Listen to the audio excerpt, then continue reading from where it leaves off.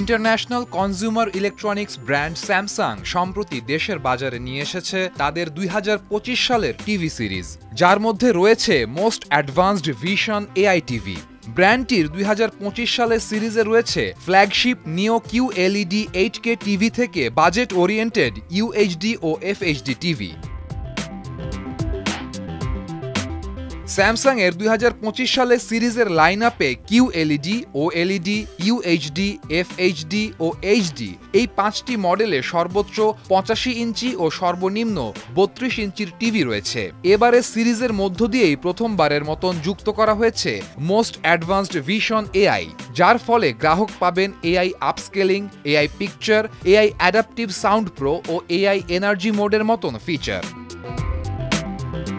এছাড়াও generative wallpaper, universal gesture, glare free display, art store, Samsung Knox সিকিউরিটির end two and encryption সুবিধা ও smart থিংসের মাধ্যমে voice assistant সুবিধা পাওয়া যাবে স্যামসাং এর 2025 সালের টিভি সিরিজে।